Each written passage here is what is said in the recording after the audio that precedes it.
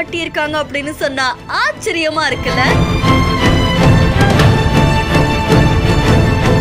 போர்ச்சுகோ வரவேற்பறை கிச்சன்னு இந்த வீடு முழுக்க முழுக்க மரக்கட்டைகளாலே செதுக்கப்பட்டிருக்கு.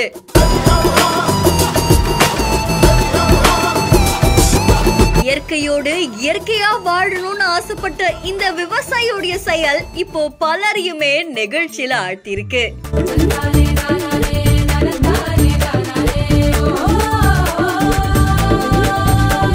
தென்காசி மாவட்டம் ஆழ்வார்குறிச்சி பக்கத்துல இருக்கக்கூடிய பரம கிராமத்தை சேர்ந்தவங்க தான் சிவசுப்பிரமணியன். இயற்கை விவசாயம் செஞ்சுட்டு வர இவங்க அது மேல கொண்ட பற்றால கொஞ்ச நாளைக்கு முன்னாடி வாடகை வீட்டுல இருந்தாங்களாம்.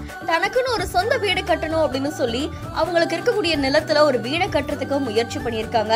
ஆனா அது இயற்கை முறையில இருக்கணும் அப்படின்னு அவங்க யோசிச்சாங்களாமா. அதுக்கப்புறம் அவங்களுடைய நண்பரான மர சிற்ப கலை படிச்சிருக்கக்கூடிய சோமசுந்தரம் கிட்ட தன்னுடைய ஆசையை சொல்லியிருக்காங்க. அதே சமயம் செலவுகள் பத்தியும் யோசிச்சிருக்காங்களாம். ஒரு பக்கம் செங்கல் சிமெண்ட் மணல்னு எதையுமே பயன்படுத்தாம மரக்கட்டைகளால இந்த வீடை கட்டுறதால எதுவும் குறை வந்துடக்கூடாது அப்படின்றதையும் யோசிச்சிருக்காங்க. அதை தொடர்ந்து 2021ஆம் ஆண்டு இந்த வீடை கட்டுற பணியை அவங்க தொடங்கியிருக்காங்க.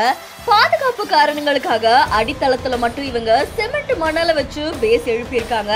அதை தொடர்ந்து ரொம்ப அழகான மர வேலைப்பாடுகள் இந்த வீட்டுல நடத்தப்பட்டிருக்கு. வீட்டுல இருக்கக்கூடிய வாசல் முதற்கொண்டு உள்ள இருக்கக்கூடிய கிச்சன் ஆகட்டும், இல்ல வீட்டுல இருக்கக்கூடிய சின்ன சின்ன விஷயங்கள் ஆகட்டும், எல்லாத்தையுமே இவங்க மரத்தால தான் செஞ்சிருக்காங்க. அது மட்டும் இல்லாம இத்தனை அழகான இந்த வீட்டுடைய சீலிங் கூட முழுக்க முழுக்க தேக்கு கட்டையால கட்டப்பட்டிருக்காமா. மர சிற்ப கலையில கை தேர்ந்த கலைஞரான சோமசுந்தரம் என்ன பண்ணிருக்காங்கன்னா, அவர் அமைக்கிற முதல் மரக்கட்டை வீடு அப்படின்றதுனால அதை பார்த்து நேர்த்தியா கட்டியிருக்காங்களாமா. சுமார் 500 சதுர அடி பரப்பளவுல போர்ச்சுகோ வரவேற்பறை, அதுக்கப்புறமா ஒரு படுக்கை அறை, சமையல் அறைன்னு ஒரு சாதாரண வீடு மாதிரி தான் இந்த வீடு வடிவமைக்கப்பட்டிருக்கு. இந்த வீட்டை சுத்தி ரொம்ப அழகா இயற்கையான சூழ்நிலை இருக்க நிலையில இந்த வீடும் அதுக்கேத்த மாதிரி இயற்கையா கட்டப்பட்டிருக்கிறது பலரையுமே நெகிழ்ச்சியில் ஆழ்த்தியிருக்கு. அண்ட் இந்த வீடியோ இப்போ சமூக வலைத்தளங்கள்ல வைரலா பரவிட்டு இருக்கு.